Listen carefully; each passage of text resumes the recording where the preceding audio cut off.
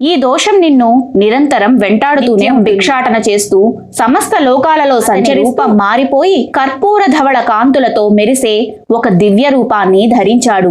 వీడియోలోకి వెళ్లబోయే ముందు ఒక చిన్న విన్నపం. చాలా మంది మన వీడియోలు చూస్తున్నారు కానీ లైక్ చేయట్లేదు, అలాగే సబ్స్క్రైబ్ కూడా చేసుకోవట్లేదు. మీరు నాకు ఇచ్చే ఒక చిన్న లైక్ నాలో చాలా ఉత్సాహాన్ని నింపుతుంది.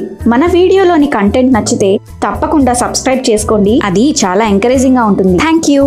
ఇక వీడియోలోకి వెళ్దామా?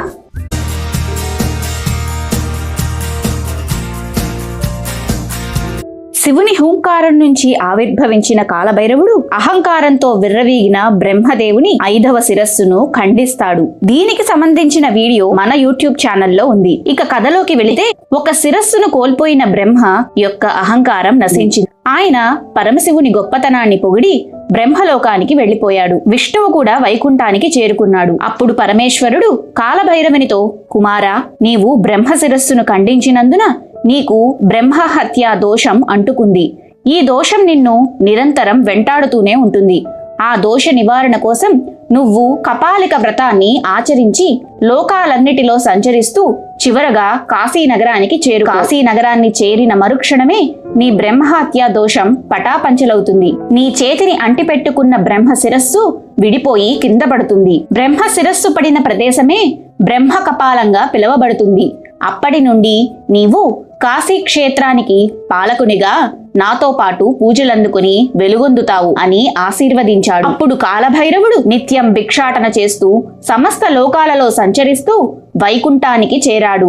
లక్ష్మీనారాయణులు కాలభైరవుని ఎదురుగా వెళ్లి భైరవుని కపాల పాత్రలో అమృతమైన దివ్యాన్నాన్ని భిక్షగా పెట్టింది.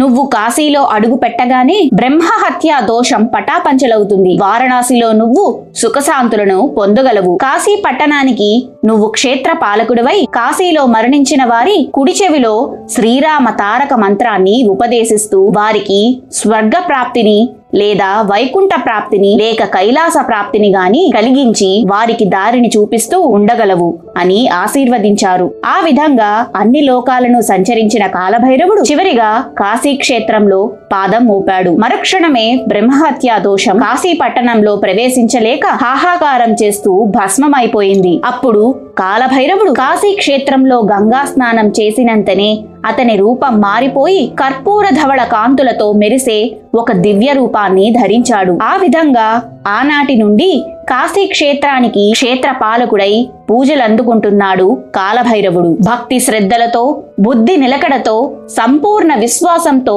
ఎవరైతే కాలభైరవుణ్ణి మనసులో ఆరాధిస్తారో వారికి అన్నింటా విజయం చేకూరుతుంది. వారి కుటుంబంలో ఐశ్వర్యంతో పాటు ఆయురారోగ్యాలు కలుగుతాయి. అంతేకాదు, కాలభైరవుని జన్మ వృత్తాంతం విన్నవారికి, చదివిన వారికి కూడా ముక్తి తప్పక కలుగుతుందని శాస్త్రవాక్కు.